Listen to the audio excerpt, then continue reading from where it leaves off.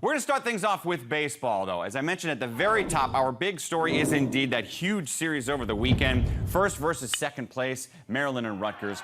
Weather wreaked havoc, so Sunday had to be a doubleheader. Terrapins won the first game using their bats, winning 16-8. Quite the opposite in game two, as the Scarlet Knights scored 18 runs en route to a victory. But Monday, the rubber match went to Maryland 9-4, giving the Terps a key series win. And wait till you see how tight things are in the standings now. Rutgers and Maryland right there tied in the loss column with 5 each. And it's not just those two. Look how close Iowa and Illinois are, both 12-6, right behind them. And we got a couple weeks left until the baseball Big Ten tournament is coming your way. But back to what happened over the weekend. Yeah, the Terps, Bubba, Mr. Alleyne, could have gone pro last year. He came back for this. He had 3 home runs in that huge series this year. He is their captain. He was fantastic. He had a 9th inning bomb. I mean, he was just clutch left and right for Maryland as they get that big, big win. And Kirst joins us now. So first place versus second place this past weekend. Kirst, did it feel big being a part of it? Yeah, I mean, we kind of expected that coming into the weekend, especially with a close opponent like Rutgers. When we have some players who came here who transferred there. So there was a lot of tension in the air coming to the weekend, and just trying to keep the moment small, nothing too big, and just come in and do our job. What's the best Big Ten team you've played all year? I think either Rutgers or Illinois have been our toughest opponent. They've both given us a run for our money both weekends, but luckily we just didn't let the moment get too big and came out on top 2 out of 3. Yeah, you seem pretty darn comfortable this past weekend. How would you describe what you did? I mean, I just came in and tried to not do too much and just drive in some runs and help the team win, and luckily got some big swings with that wind blowing out to right field. So it was really awesome to be able to give the team a boost and hit some go-ahead home runs for us to take the lead there. Look at you being humble. It was the wind. It wasn't you. It was the wind, really. I'll take a little bit of credit, but the wind definitely didn't hurt. What has impressed you most about your team this year? I think our resiliency when we're down. We've been had some times where we've been down in a lot of games, and we haven't panicked. I think we've just kind of grind it out with each other and not let the moment get too big and just rely on each other, pitching and hitting. And it's allowed us to come back from some pretty big deficits and come out and get some big wins that we really needed. Your head coach told me a week or two ago, you are a pro. He said he didn't think there was a chance you would return this year. How close were you to leaving? It was a pretty close decision. It came down to the wire, honestly. But when I looked at the guys coming back and what the coaching staff has done with this program and the guys who have left and what we've built here, it was kind of hard to move on from that when we had so much unfinished business left with so much potential in this team coming back for this year. So it was really not too hard of a decision when he called me and said, hey, man, like, we really want you back. This is the only place I really want to be, so I was really glad to call him back and say, hey, I'm coming back. So what were your goals to accomplish this year as you returned? Honestly, the main goal was just to compete and have fun with the guys here. It was it's my last year of college, and I know everyone on this team really well, and we've all been such close friends. And just to come back and have fun and play good baseball, and just see where this year takes us. Not trying to put too much pressure on ourselves. We know we have a talented group, and we know what we're capable of. But just not trying to put too much pressure and just go out and do what we can and win games. And we've seen pretty good results so far doing that.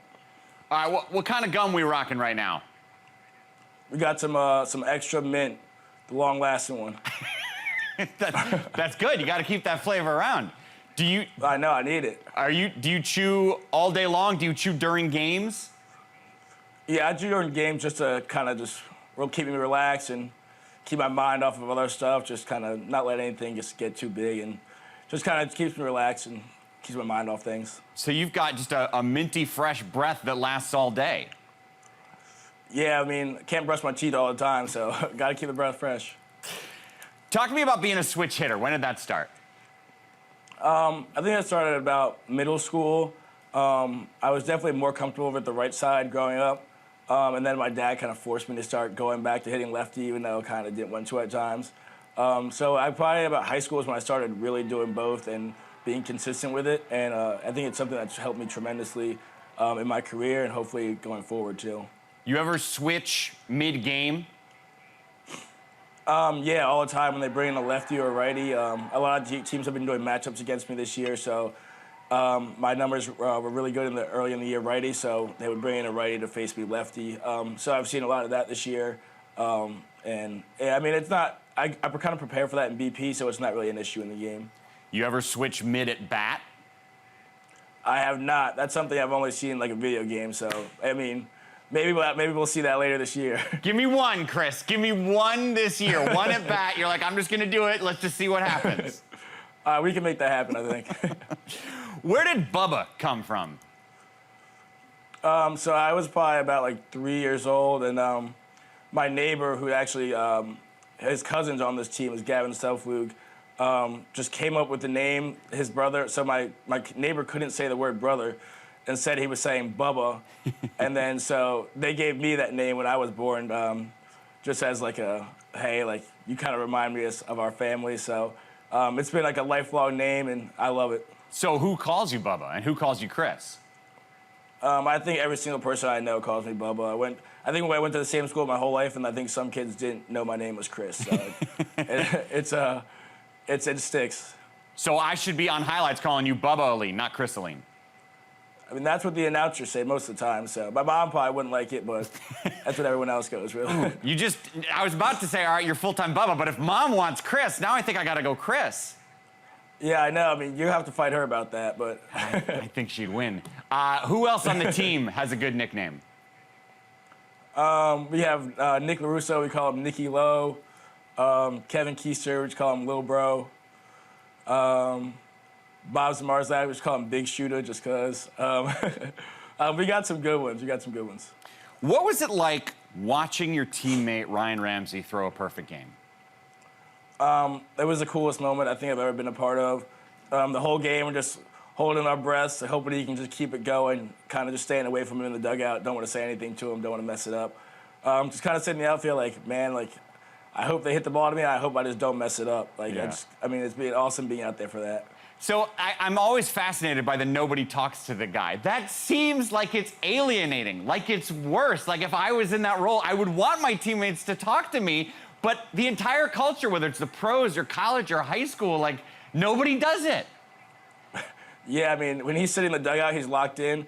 I'll just come and give him a tap on the shoulder. Hey, good job, man. Keep going. But nothing about the perfect game, nothing about the no-hitter. Just stay locked in and just let him do his thing. When he's cruising out there, just kind of let him be. How often do you guys make fun of your head coach, Rob Vaughn, for being so young? I don't know. I don't know if we make fun of him as much as we have fun with him.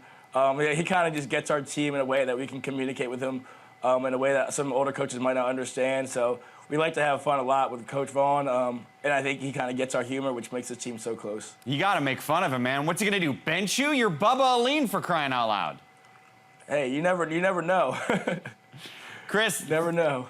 Thank you very much for the time. I will debate with your mom what I should be calling you in highlights, but congrats on the great season, man. Good luck the rest of the way. Women's lacrosse NCAA tournament bracket is out. So are the postseason awards in the Big Ten. Melissa Lehman of Rutgers is your conference coach of the year. Cassidy Spillis of Rutgers is your midfielder of the year. Samantha White, the Wildcat, is your Big Ten freshman of the year. The defender of the year goes to Maryland's Abby Bosco, while the goaltender of the year is also a Terp. That's Emily Sterling. And Aurora Cordingley, your attacker of the year in the Big Ten.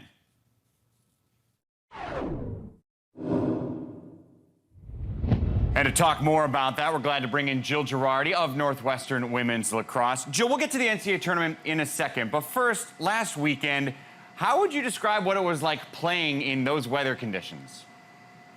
I think it was just a fun opportunity to play in that. Obviously, we are able to have the indoor facility, so being able to play in that was kind of fun for us. Obviously, it didn't go our way, but I think it was still just like a fun opportunity to have. I like that attitude because it looked brutal. I mean, I'm not going to say it wasn't, but you just got to live with what you got. All right, teach me a little bit about lacrosse. What is it an average fan might not get about trying to win a draw control?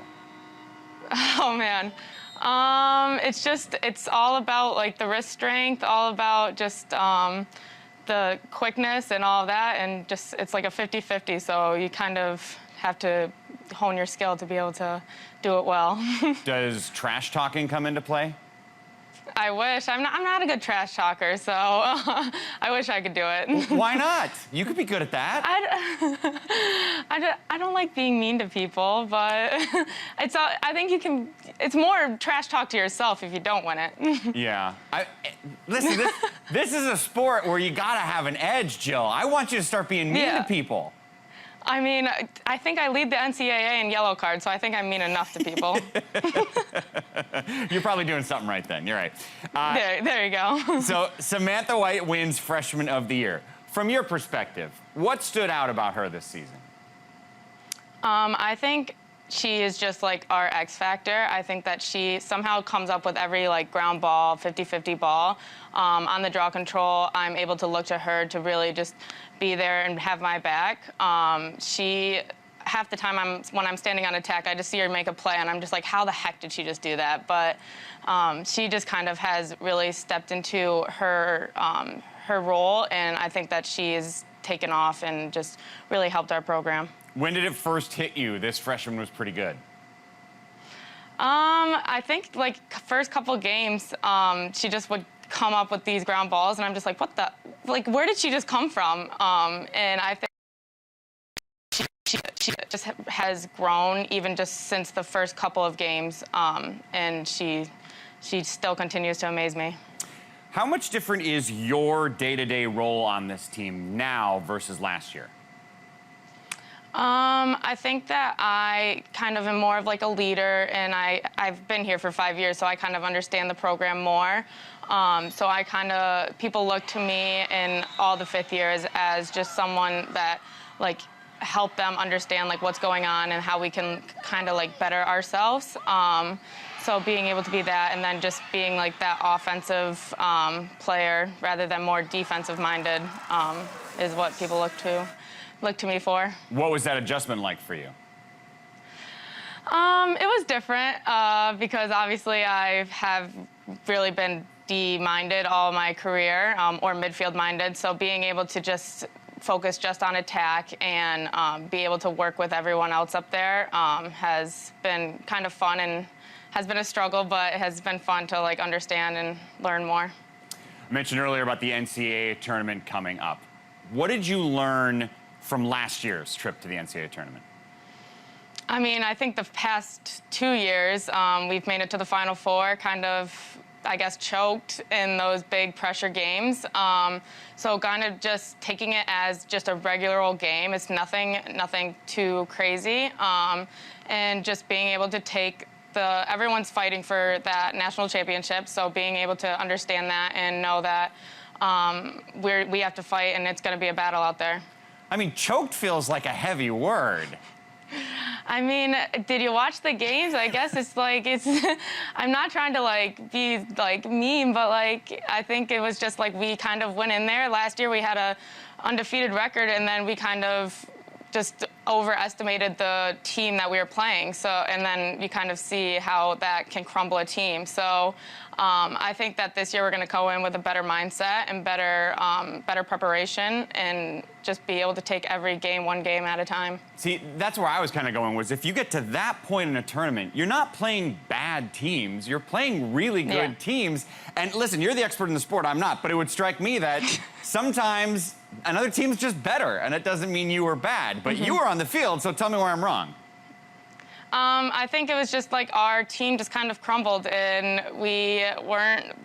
I remember just looking and being like, this isn't a team that we have grown with all season. And I think that that's something that we just kind of have struggled with in the past. And I think even this year, we kind of, when we have those big games, that's where we struggle. So being able to just look at it as a regular game, and then that's how we'll have success. All right, so Central Michigan coming up on Friday. What's the most important thing you guys got to do? I think just come together as a team, and just not question each other, trust each other, and just fight. I think that our new any player that's out there, and have each other's backs. Jill Girardi, the best trash talker I know. Thanks for the time. I tried. And good luck in the tournament. Thank you. Quarterbacks. There's a brand new book out, and it is this one, Quarterback Dads. It's written by our buddy Teddy Greenstein, longtime contributor here to the network, a great writer and a good friend. And Teddy, the book is excellent. I whipped through it in just a couple days. It focuses on quarterback dads. It's a national book, but there are a bunch of Big Ten tie-ins. Let me start with this. You say in the book there are 15 types of quarterback dads. How many of them are good? Hey, Mike, so only 3 are in the good category, 12 are in the bad category, because let's be honest, when Donovan Dooley came to me with this idea, he said, dads need to dial it down. They need to chill out. So we talk about the 12 types of dads who are less desirable here, because look, dads, you don't have to videotape every single practice rep, okay? You don't have to, like if your kid throws 2 touchdown passes in a game, say, why didn't he throw 3? And you definitely don't have to be blaming the wide receiver for dropping passes. So a couple of the quote-unquote bad ones that I think are kind of funny are the reminiscing quarterback dad, because he's the one who thinks he would have been a high school All-American if he hadn't blown out his knee. And the we dad, who was saying, yeah, we're looking at Michigan State, but we're also considering SEC schools. It's not so much we, it's more you. But Mike, let's also talk about the good ones quickly, because they are very important as we head to Father's Day. We have the helpful dad. So he's the one who shows up at the workout and he says, Coach, do you want me to film anything? Do you want me to get you some water? And after that workout is done, it's a fist bump for the kid. Let's get in the car and talk about ice cream instead of talking about football. And your book is full of talking to those dads and to the sons and to people who know them. And I mentioned there's a lot of Big Ten ties. So at Michigan, their future at quarterback is J.J. McCarthy. There's a quote from Alan True in your book. It says, J.J.'s parents had every opportunity to ruin him, but they didn't. How so? So a bunch of things here that Jim McCarthy did that was very smart. So when he was at JJ's high school games, he was quiet as a church mouse. So he wasn't the guy who was yelling at the refs and yelling at everybody and causing a scene. But in his earlier years, JJ was allowed to play ice hockey, which he loved until the age of 14, and that fueled his competitiveness. The best quarterback dads are the ones who are letting their kids play a bunch of different sports. And then even though Jim McCarthy played college football, so has certain knowledge about the sport, he was confident in handing his son off to Greg Holcomb, who is one of the absolute best quarterback trainers in the Midwest. So it's good to have a little knowledge. It's better if you are treating your kid like he's normal, you're not holding him back a grade, and you are saying, look, I know something here, but I am going to hand him off to the professionals who can take my son to the next level. And that's certainly a thread throughout the book, is playing multiple sports. Almost every positive story is related to kids not playing only the sport of football. You talk to a lot of big names like Brett Bielema and Pat Fitzgerald. Bielema had big names too. He said the 2 best quarterback dads of his life were the fathers of Scott Tolzien and Russell Wilson. Yeah, Mike, one of the things Brett talks about is don't try to plan every stage. Just understand that there are going to be ups and downs in a high school and college career. Scott Tolzien didn't start until his junior year at Wisconsin. And, Scott's dad was one of those guys who's just being supportive. He's not constantly calling or texting the coaches saying, hey, what's the game plan and when is my kid going to get on the field? So that's really significant there. And, I also talked to Pat Fitzgerald for this book, and I asked him, I said, hey, do you have any troublesome QB dads who you deal with in the program? And he says, not one. I said, how's that possible? The answer is he weeds them out before. So if he's, once he's starting to recruit a kid, maybe in the 8th or 9th or 10th grade, Fitz will talk to the dad and say, what type of quarterback dad do you envision being? And Fitz will then get some of these answers. He says these answers are fascinating. And he says, you know what? I think this rascal's going to be too much of a handful. So by the time the kid is, say, a junior and he's really serious about offering, he knows the dad is not going to be a pain in the butt. Now, you've known Fitz for a long time. He himself is now a quarterback dad. What kind of QB dad is he? Probably the best kind. He is there. The family is employing Dan Persa, one of the best quarterbacks in Northwestern history. And it's another example, kind of like the J.J. McCarthy. Like, Fitz knows enough about quarterbacks to probably help Ryan, probably help his kid along. But, he's not an expert. He's an expert in linebacker play. And he's busy with his own job. So why not hand your son off to an absolute expert. And the other thing Fitz does, of course, is he doesn't harp on social media. Some of these dads are nuts. Like DJ Uyangalele, that his son locks him. So Big Dave is an example of a quarterback dad who needs to dial it down. How about a guy that Fitz used to have, Peyton Ramsey? There's a quote in your book that I loved. He was at Indiana and at Northwestern. His dad never had him work with a trainer, a guru, a sage, because he said, quote, his coaching will come from his coaches. Yeah, isn't that refreshing? Yeah, that's an interesting situation there. We call him the hands-off dad. And that's an unusual one because Doug Ramsey is a wildly successful coach himself at Elder High School in Cincinnati. But again, he handed his kid off. And here's the thing about Peyton that I thought was really interesting. Peyton Ramsey, who ended up having a great career at Indiana and Northwestern. Peyton played 4 years of high school basketball. In fact, when Indiana offered him a scholarship, it was after a basketball game. And Peyton said he would have played 4 years of high school baseball if he was good enough. One of the lessons here with baseball is it's good if you're a pitcher and a quarterback. It's even better if you're a second baseman or shortstop, because then you're going to make all those throws that Patrick Mahomes can make, all those different angles. You're going to be working on your agility. So that is a perfect world. Have your son be a middle infielder if he's showing any interest in baseball. I love it. And I mentioned it's not just Big Ten stuff. There's some excellent stories about Archie Manning. You had some great talks with him in there. We're running out of time, so we can't get to that. But I do want to know, where should people go? I mean, there's a website behind your shoulder. Is that the best place? Can they get it on Amazon? Where should they go? Yeah, Mike, wild coincidence, my backdrop here. You can certainly buy it on Amazon, but I would prefer you check out qbdads.com. Lots of info, lots of merch as we head into Father's Day, and certainly a great opportunity to buy the book. Thank you so much, sir. And what people don't know is that backdrop, Teddy's just had that for like 15 years. It's just a coincidence that I have this book now. Finally wrote a book to match up the backdrop. Teddy Greenstein, thank you very much, sir. Now, Colin Kirst is the goalie on the Rutgers men's lacrosse team. He's good enough to join us now for a chat. Second straight year in the NCAA tournament. What can you take from the experience last year that can help you guys this year? I think just, overall, last year was, I think a great experience for our team. Getting to go to the NCAA tournament. Really battle tested in our first game against Lehigh, and then also in the second game against UNC. But I think just going to the root of it is just, treat it like any other game. It's on the big stage, right? And, you dream of being there. But at the end of the day, we're playing the game we all love. And, you don't need to grip your stick any harder or think too much about certain plays. Just play, have fun, and the rest will lead itself. What's it going to be like to host an NCAA tournament game? That's a dream come true for sure. I think just being able to play in the NCAA tournament is unbelievable. But being able to host here at Rutgers is special, and it's a special place to play. A lot of the guys on the team can attest to that, and we're excited and can't wait for Sunday.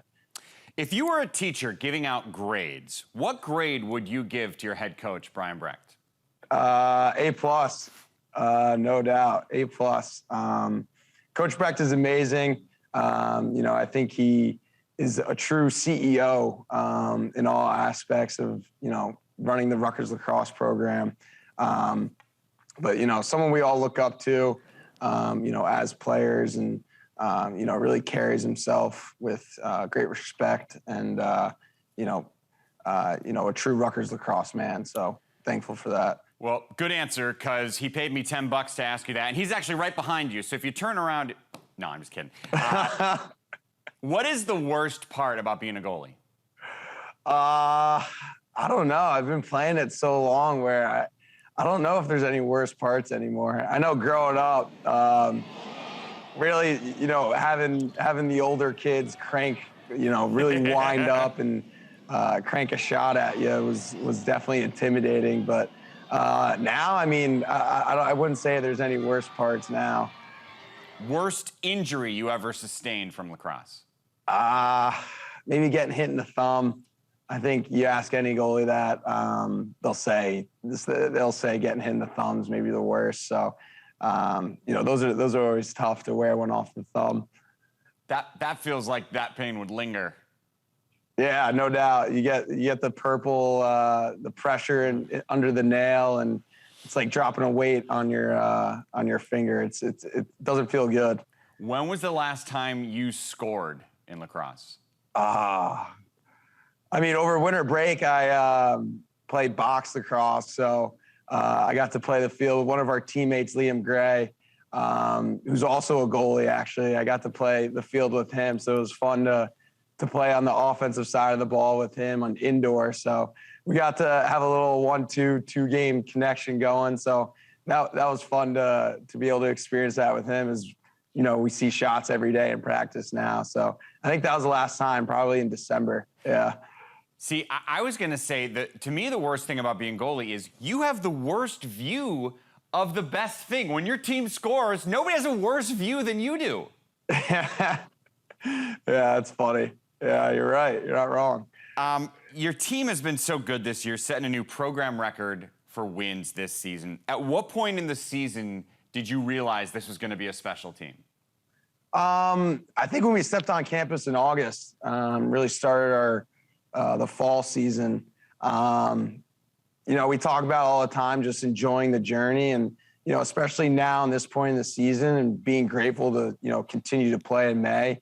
I think just looking back on where we've all how far we've all come, and the different journeys we've all been on, and just looking back on August, we run scrimmages every Friday throughout the fall. So looking back on that, and when we first came back in January, I think just ever since then, we knew we have a special group here, and not taking any day for granted, was something that, and is something that we all, embody.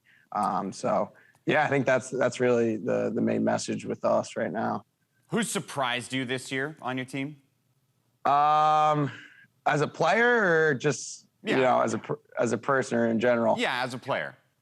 I wouldn't really say it's a surprise, but my housemate Ross Scott, he's really been a true leader, on the offensive end, and being able to live with him and the other juniors on our team, James Ringer, Eric Hennig. I gotta give a shout out to all those guys, Jack Crosby, Dom Carter, Nick Lasinski too. So all those guys are the best, and seeing Ross just really come into a leadership role, and really just playing him has been a really special sight to see, and just practicing with him every day is a lot of fun, and being able to get some shots up with him. He's a special, unique player, and then it's been awesome to see him play as well as he has this whole year. Colin Kirst, Rutgers goalie. Thanks so much for your time. Best of luck going forward, man. Thank you. Appreciate it. The softball bracket is out for the Big Ten tournament. Action begins Wednesday. You can see every game you see here, right here on the Big Ten Network. And if you're lucky enough, you're going to have Elise Menaker calling the action for you. She is indeed doing that, and she's good enough to join us now to talk. Let me start big picture, Elise. Last year, we were in a different spot as a country in COVID, and so softball for the Big Ten was only against Big Ten teams the entire year. From the people you've talked to, how has this season, a back-to-normal season, so to speak, been like for the conference? This has been a big deal for the conference. And even if you go back 2 years, Mike, when the pandemic hit in 2020, if you remember, softball was in the middle of non-conference play. So then we never really got through an entire season, not even really through like the first third of it. And then last year, like you mentioned, all conference play. That's really tough for these teams. They were playing the same team 4 times in a weekend. And when you go back to last year, you're looking at some of the best pitching that this conference has seen. So now we come to this year. Now we're able basically to show it off, right, in non-conference play, now heading into this tournament. And we're getting a look at just how competitive things are with how the seedings have shaken out and where certain teams are at this point in the season, which is going to make it a really fun and interesting tournament, as always, really, at this point. And if there's a favorite, it's got to be Northwestern. From your perspective, how good are they this year? I think they're really good. I think they're the real deal. And I think they've shown that throughout the entire season. And they started that in non-conference play. And that's always been a big deal to Kate Drohan. Let's start strong. Let's make a case for ourselves in the NCAA tournament now. And then let's carry that into conference play. And that's exactly what they've done. And some people are probably looking back at this past weekend, looking at a couple of run rule losses. And the truth is that just wasn't Northwestern playing like themselves. And Minnesota, I think, is playing some of their best ball right now. So it was a combination of things, but they earned that regular season championship. And I fully expect them to be very competitive in this tournament.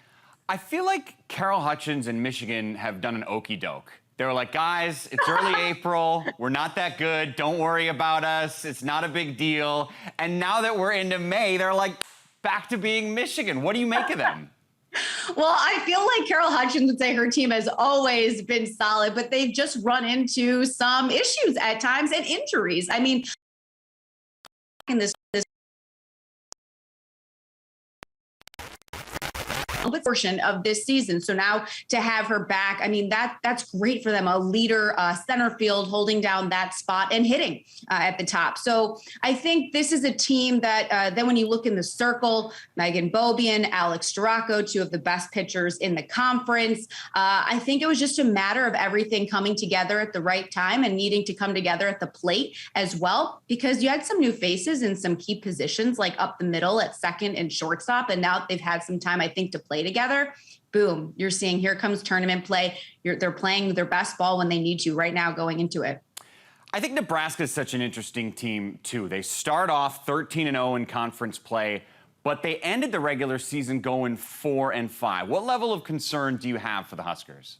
I'm not really concerned. I think this is just a team that it depends on who you're playing and when you play them and playing some tough competition. I mean, I look at when they had their 18-game win streak snapped against Wisconsin, but Wisconsin can be a very good team because they have a hitter who can change the game with one swing of the bat in Kayla Conway, and they have a really good pitcher with Maddie Schwartz in the circle. And so she too, I mean, I'm going to go back to one of her best weekends against Penn State where she pitched perfect through 8 2/3. Softball 7, that means they went extras. So she really had a perfect game through 7, but they had to go extras, and they did get that win against Penn State. But I think for Nebraska, going back to them, I think this is a team that has played with high expectations for a good chunk of this season. And I think they're still going to, and I think they want to prove that they can make a run in this tournament. And I think that's why it'll be very interesting in a single elimination format, how things will pan out, because I think we're going to see some upsets.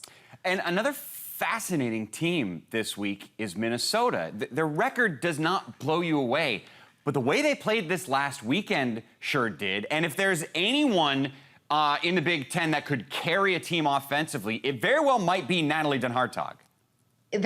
She's one of my favorite hitters to watch. I mentioned the other one, Kayla Conway, Natalie Dunhartog with that leg kick, the power.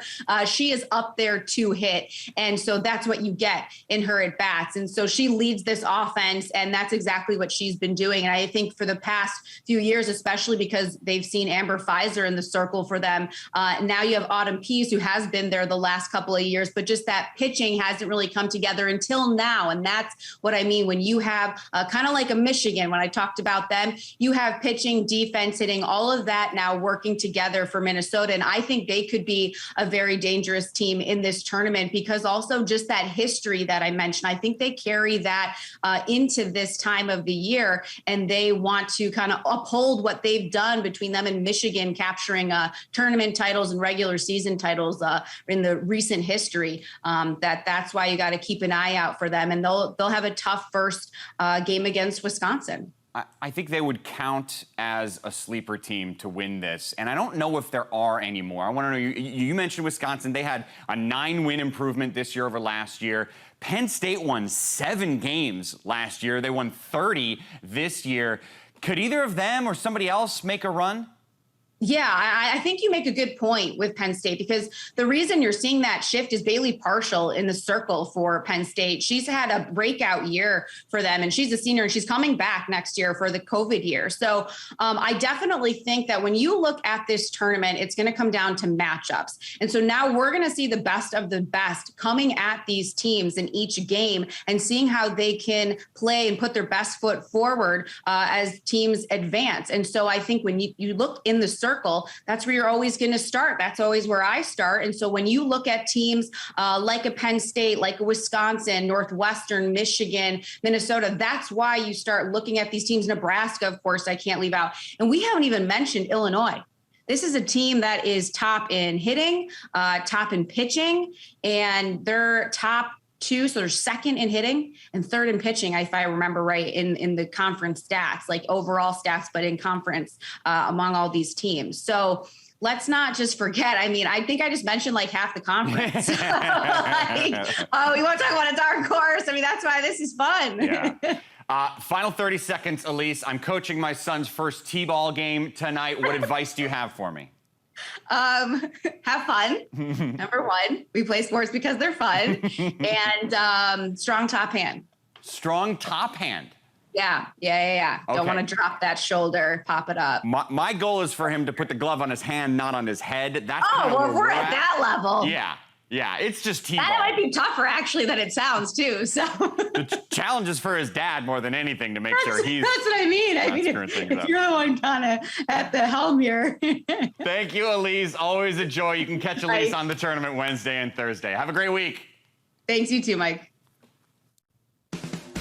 And a reminder, as always, the brand new Big Ten Plus app. It is powered by the Big Ten Network. Download it and subscribe. You can see old games. You can see featured archived shows. Some great stuff on there. It is always a good visit for you. To recap what's happening Wednesday morning and afternoon on our air, the softball tournament begins. 10 a.m. Central Time is game 1. It is the first of 4 games back-to-back right here on the Big Ten Network.